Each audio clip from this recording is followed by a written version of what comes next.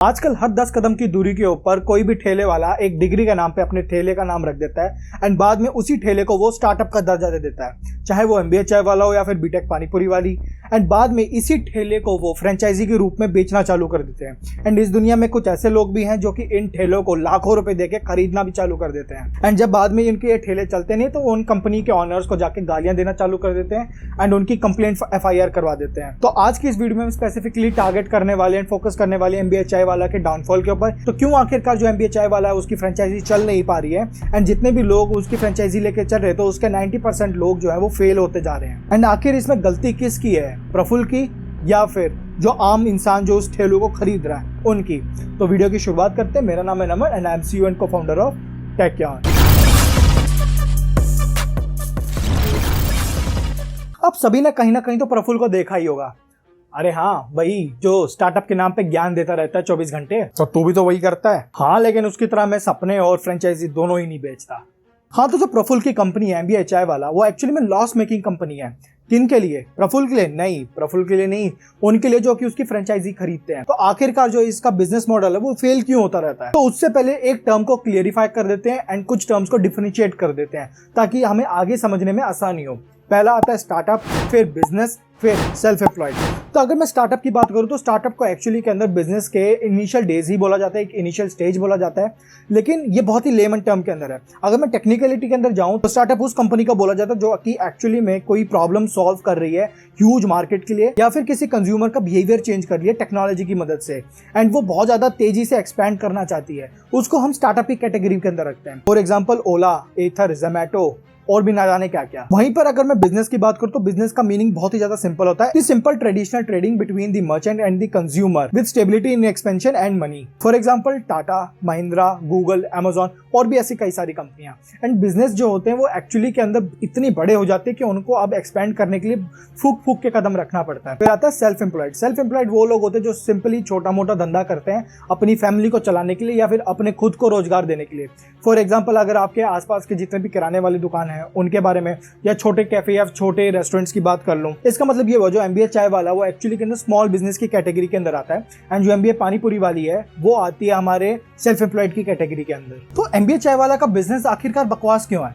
उसके लिए हमें एक चीज जाननी पड़ेगी, उस कंपनी का BMC यानी कि बिजनेस मॉडल कैनवस। तो BMC एक ऐसा कैनवस होता है जिसके ऊपर आप 7 ब्लॉक्स को डिवाइड करते हैं एंड उसको सेपरेट कर देते हैं एंड कुछ चीजों के अंदर तोड़ देते हैं। फॉर एग्जाम्पल प्रोडक्ट कि आपका प्रोडक्ट क्या होने वाला है, कंज्यूमर कि आपके कंज्यूमर्स कौन होने वाले हैं, किस प्रॉब्लम को आप सॉल्व करने वाले, किन के लिए आप सॉल्व करने वाले हैं एंड साथ में आपके वेंडर्स कौन होंगे, आपके पार्टनर्स कौन होंगे बिजनेस में। एंड दूसरी सबसे बड़ी बात आती है वो आती है कि आपका रेवेन्यू जनरेशन कैसे होगा, किस चीज को बेचने के बाद आप रेवेन्यू जनरेट करोगे और किन मोड से अपने रेवेन्यू को जनरेट करोगे। तो एक बार नजर मारते हैं एमबीए चाय वाला के BMC के ऊपर। तो सबसे पहले आता है उसका प्रोडक्ट कि उसका प्रोडक्ट क्या है। तो भाई काफी सारे लोग बोलेंगे यार ये तो लाजमी सी बात है ना, नाम में ही है चाय वाला तो चाय ही बेचता होगा। नहीं, गलत बात है, वो एक्चुअल में सपने बेचता है। मुझ पे यकीन नहीं आ रहा भाई, इसको खुद ही सुन लो। जब लोग मुझसे चाय पीने आते थे ना तो लोग चाय नहीं पीते थे उज्जवल से। तो मैंने कहा साला लोगों को मेरी चाय में इंटरेस्ट नहीं, मेरी बातों में इंटरेस्ट, तो बातें बताओ। तो हमारे मालूम पड़ेगी थी कि चाय बेचने से पैसा नहीं मिले, पैसा कैसे मिले? नाम बेचने से। वो खुद ये बोलता है कि भाई चाय तो दुनिया पी रही है, चाय कौन बेच रहा है, मैं तो यहाँ पे सपने बेचता हूँ। तो यहीं पे बात आती थी कि उसको एक्चुअली में क्लियर ही नहीं है कि उसका प्रोडक्ट क्या है। फिर आती है उसकी ऑडियंस। भाई किसी के लिए भी उसका मार्केट साइज बहुत इंपॉर्टेंट होता है कि भाई उसका कंज्यूमर कौन होने वाला है। मैं बनाने को तो भाई एक बहुत बड़ा हवाई जहाज भी बना दूं, लेकिन उसको खरीदेगा कौन, ये तो मुझे देखना पड़ेगा ना। तो यहीं पे इसकी बात कर लेते हैं। तो जो इसकी ऑडियंस है, इसने अपनी ऑडियंस को बनाया टायर 2 एंड टायर 3 वालों को। एक्चुअली में इसने अपने आप को पोर्ट्रे ही इस तरीके से किया है कि भाई मैं तुम लोगों में से ही निकला हूँ, यानी मैं बहुत ही middle class and lower middle class की फैमिली से आता हूँ, बिलोंग करता हूँ।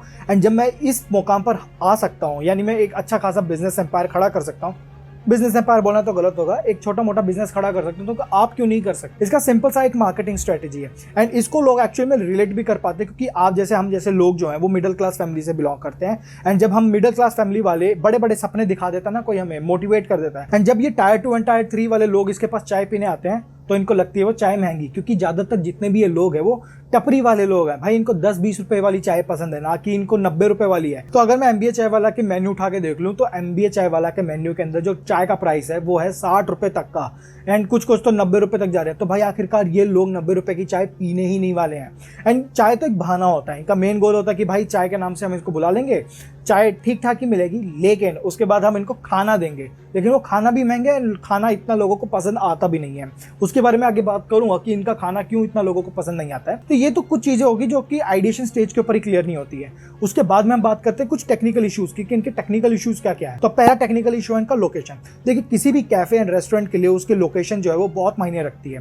फॉर एग्जाम्पल, अगर मैं एक बहुत बड़ा अच्छा खासा 4 स्टार रेस्टोरेंट खोल देता हूँ किसी झोपड़पट्टी के सामने, जहाँ पे बहुत ज़्यादा गरीब लोग रहते हैं, वो उस चीज़ को अफोर्ड ही नहीं कर सकते हैं, तो वो उस रेस्टोरेंट के अंदर जाएंगे नहीं, जो वो रेस्टोरेंट है वो डूब जाएगा। लेकिन अगर मैं उसी रेस्टोरेंट को उठा के एक अच्छी सी पॉश जगह में, जैसे कि जो दिल्ली का कनॉट प्लेस है या फिर गुड़गांव या फिर बेंगलोर में किसी ऑफिस के सामने या फिर अच्छी खासे एक एरिया के अंदर खोल देता हूँ, तो वहीं पे उसकी जो बिक्री है वो बहुत ज़्यादा हाई हो जाएगी। पर डे की सेल एक्चुअली में आसमान छूने लग जाएगी। ऐसा क्यों है? क्योंकि लोकेशंस मैटर करती हैं इन चीज़ों के अंदर कि आपके जो कंज्यूमर होने वाले वो कौन से हैं। तो जो आपका कस्टमर है वो किस चीज़ को कंज्यूम कर सकता है, किस चीज़ को कंज्यूम नहीं कर सकता, उसकी क्षमता कितनी है स्पेंड करने की, ये बहुत डिपेंड करता है। यहीं पे MBA चाय वाला फेल हो जाता है, क्योंकि जितने भी लोग इनके फ्रेंचाइजी खरीदते हैं वो कहीं भी खोल देते हैं, कोई डेडिकेटेड एरिया नहीं है। इसी वजह से इनकी जो टारगेट ऑडियंस है वहां तक रीच भी नहीं कर पाती है। फिर एक जो बहुत बड़ी प्रॉब्लम आती है वो होती है कंसिस्टेंसी। कंसिस्टेंसी कैसे? जो MBA चाय वाला है वो अपने फ्रेंचाइजी वाले लोगों को कुछ ही चीजें प्रोवाइड करवाता है। पहला आता है रॉ मटेरियल, जो छोटा मोटा रॉ मटेरियल होता है। दूसरा आता है आपका इंटीरियर, जो कि आपको एरिया के अंदर इंटीरियर बनाना होता है। एंड तीसरा आता है आपका नॉर्मल मेन्यू कार्ड वगैरह, तो वो सब उनका काम होता है। मार्केटिंग वगैरह भी इनका ही काम होता है, ये आपका थोड़ा बड़ा मार्केटिंग कर देते हैं। लेकिन जब मैंने रॉ मटेरियल की बात करी, तो रॉ मटेरियल एक्चुअली के अंदर उतना सच भी नहीं है। एक यूट्यूबर चैनल है जिनको आप अच्छे से जानते होंगे, पी पॉय ने एक्चुअली में इनसे कॉल करके बात करी थी, तो वहाँ पे इन्होंने एक चीज़ ये बताई थी कि आपका रॉ मटेरियल है, आपको वो लोकल वेंडर से खरीदना पड़ेगा। अब अगर हमें लोकल वेंडर से ही चीज़ें खरीदनी है तो कंसिस्टेंसी तो रहेगी ही नहीं, क्योंकि कोई इंसान कुछ करेगा, कोई इंसान कुछ करेगा। एंड इनके मेन्यूज भी फिक्स नहीं है। कुछ जो फ्रेंचाइजी है उसके अंदर मेन्यू अलग है, कुछ फ्रेंचाइजी के अंदर मेन्यू अलग है। इसकी वजह से जो लोग हैं वो एक्चुअली में रिलेट नहीं कर पाते कि भाई मैं पिछले जो कैफे में इस तरीके से हमने खाना खाया था, इस वाले कैफे के अंदर थोड़ा अलग है। अब बात करते हैं कि भाई MBA चाय वाले की USP क्या है।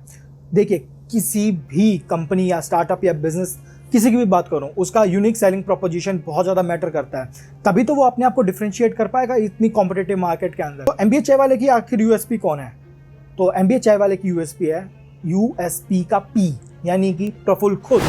वो खुद ये बोलते हैं, देखिए किसी भी रेस्टोरेंट या फिर कैफे के जो USP वो उसका फूड नहीं हो सकता। क्योंकि ऐसा इसलिए क्योंकि जो टेस्ट है वो सब्जेक्टिव होता है। जो टेस्ट मुझे पसंद आ सकता है वो हो सकता है कि वो आपको पसंद ना आए, जो आपके दोस्तों को पसंद आ सकता है हो सकता है कि आपके वो माँ बाप को पसंद ना आए। तो MBA चाय वाला जो अपनी फ्रेंचाइजी है वो प्रफुल्ल के नाम पे बेचते हैं, एंड प्रफुल्ल से लोग रिलेट कर पाते हैं। लेकिन हम जैसे लोग, आम टायर 2 एंड टायर 3 वाले लोग, बट दूसरे लोग नहीं कर पाते, जो उसको जानते भी नहीं, जो उसको रिलेवेंस नहीं समझते हैं, उनको कोई लेना देना नहीं है। एंड किसी भी कंपनी की जो USP होती है उसका वो CEO नहीं हो सकता। जैसे अगर मैं बात करूँ एलोन मस्क की, तो एलोन मस्क देखा जाए तो एक ब्रांड वैल्यू आती है कि भाई SpaceX उसका है, टेस्ला उसकी है, लेकिन वो सिर्फ अपने नाम के ऊपर उन कंपनी को नहीं चला रहा है, वो काफ़ी सारी चीज़ें भी कर रहा है। भले सपने वो भी बेचता है, लेकिन प्रफुल्ल से तो वो बेटर तरीके से हैंडल कर लेता है। एंड इस चीज़ की एक और प्रॉब्लम ये भी आ जाती है, क्योंकि जो उसकी USP है वो है उसका मार्केटिंग, सेलिंग, सपने बेचना। एंड सपने वही बेच पाता है। जरूरी तो नहीं है जो उसकी कम्युनिकेशन स्किल्स हैं या फिर जो उसके मेथड्स हैं दूसरे को अप्रोच करने के, वही वो उस फ्रेंचाइजी ऑनर के भी हों। यहीं पे लोग मात खा जाते हैं। अगर मैं बात करता हूँ कंपटीशन की, जो भाई MBA चाय वाला का कंपटीशन है चाय सुट्टा बार, तो उसके अंदर क्या है? चाय सुट्टा बार को अनुभव दुबे ने चालू किया था। एंड इनका बहुत सिंपल सा है। अगर जहाँ पे मैं बात करता हूँ कि MBA चाय वाला की लोकेशंस क्लियर ही नहीं रहती है कि उनको कहाँ खोलना है, चाय सुट्टा बार की जो लोकेशंस का सिलेक्शन है वो काफ़ी अच्छा है। उनका सीधा सा मानना है कि भाई उन जगहों पे अपने कैफेज खोलो जहाँ पे आसपास कॉलेज हो या फिर आसपास बहुत ज़्यादा यूथ का ग्राउंड रहो, ताकि जो यूथ है वो आके खा सके एंड वहाँ पे चाय को एंजॉय कर सके। दूसरा, जो चाय बनाने का तरीका है वो कंसिस्टेंट ही है। ऐसा क्यों? देखिए यार, जब आप चाय को स्टोव पे बनाते हो, पहली बात तो वो बहुत ज़्यादा लेट बनता है। दूसरी बात, आप कितना दूध डाल रहे हो, कितना पानी डाल रहे हो, वो भी मैटर करता है, कितने लोगों के लिए एक साथ बना रहे हो।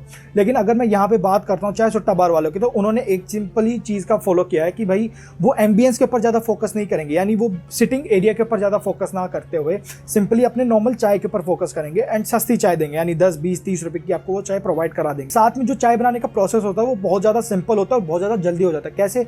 आपने शादियों के अंदर वो कैफे मशीन तो देखी होंगी ना, जहाँ पे वो स्टीम निकाल के कॉफ़ी देते हैं। सिमिलरली चाय सुट्टा बाल उसी चीज का यूज करता है, जहाँ पे चाय जो है वो काफी जल्दी बन जाती है एंड जो टेस्ट है वो हर सेक्टर के अंदर, हर फ्रेंचाइजी के अंदर कंसिस्टेंट ही रहता है। तो अनुभव दुबे ने अपनी प्रमोशन के बजाय अपने कंपनी का प्रमोशन किया, यानी चाय सुट्टा बार का प्रमोशन किया। यहीं पे अगर मैं MBA चाय वाला यानी प्रफुल्ल की बात करता हूँ तो वो भाई MBA चाय वाला को नहीं करता है प्रमोट, वो खुद को प्रमोट करता है, बोलता है कि भाई मेरे जैसा अमीर बनना है, ऐसा करना है, वैसा करना है, आओ मेरा ठेला खरीद लो, आओ मेरी फ्रेंचाइजी खरीद लो। तो अब बात करते हैं कि फ्रेंचाइजी डीलिंग की, कि फ्रेंचाइजी को किस तरीके से ये बेचते हैं।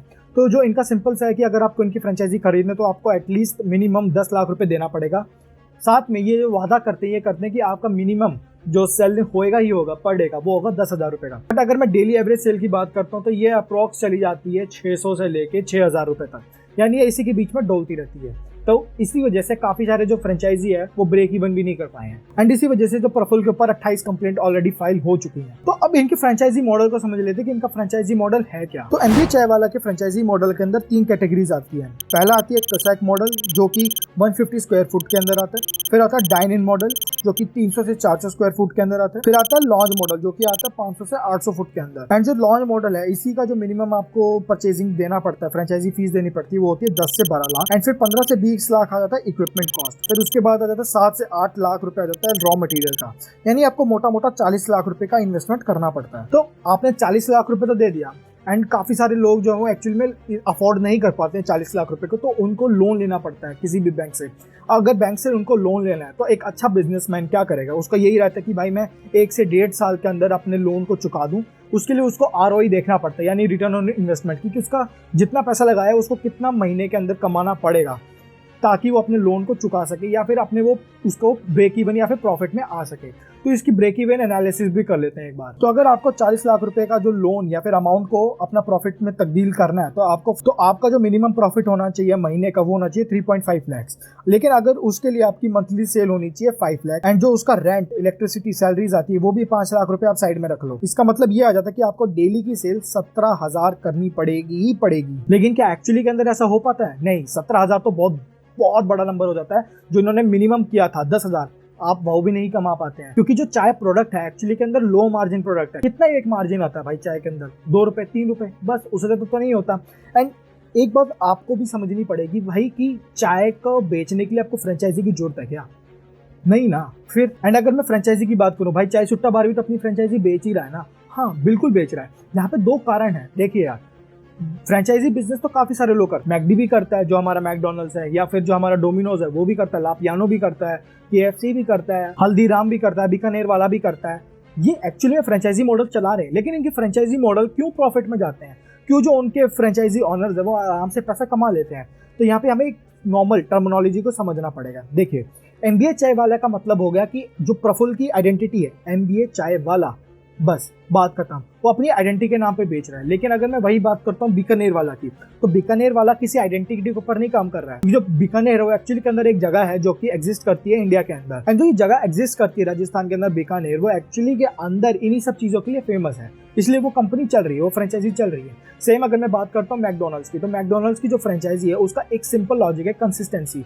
यानी उनके जो वेंडर्स है वो फिक्स है, भाई इन्हीं से मैं सामान खरीदूंगा, इन्हीं, चाहे वो भाई वो इंग्लिश ओवन ब्रेड हो सकती है या फिर कोई भी ब्रेड हो सकती है, हमें उससे मतलब नहीं है। लेकिन हाँ, उनका फिक्स है भाई, हम इसी कंपनी से हमारी ब्रेड खरीदेंगे ताकि टेस्ट जो है वो सेम रहे एंड जल्दी जल्दी काम करता रहे। एंड जो सबवे है, सबवे का क्या USP है? सबवे की USP है भाई कस्टमाइजेबल, या आप कस्टमाइज करा सकते हैं। तो इन सभी कंपनीज की एक्चुअली में कोई ना कोई USP है, कुछ ना कुछ नाम के अंदर फर्क है। लेकिन अगर मैं बात करता हूँ MBA चाय वाला या फिर बीटेक पानीपुरी वाले की, तो बीटेक पानीपुरी वाली जो है वो एक्चुअली में एक लड़की को डिफाइन कर रही है कि भाई एक लड़की है जिसने ये बीटेक चलाई है, बीटेक करके वो पानीपुरी बेच रही है। और मैं ये नहीं बोल रहा हूँ कि भाई पानीपुरी बेचना गलत बात है, नहीं, आपको पैसा कमाना, आपको जो करना आप कीजिए, मुझे इसमें कोई दिक्कत नहीं, मुझे क्या किसी को भी दिक्कत नहीं होनी चाहिए भाई। एटलीस्ट वो पैसा तो कमा रही है, काम धंधा तो कर ही रहे हैं ना, बेरोजगार घर में तो नहीं बैठे जो वो लोग बोल देते 10वीं 12वीं करके कि भाई हमें सरकार नौकरी नहीं दे रही है। तो यहाँ पे जो MBA चाय वाला है वो यहीं पे खेल जाता है। MBA चाय वाला एक पर्सनैलिटी बिल्ड कर देता है भाई कि मैंने ये सब किया, मैंने वो सब किया, तो आप मेरी फ्रेंचाइजी खरीदो, आप भी मेरी तरह बन जाओगे। एंड वो आपको अंदर ही अंदर इतना मोटिवेट कर देना तो आपको एक ही चीज नजर आती है और आपको एक ही चीज लगती है कि मैं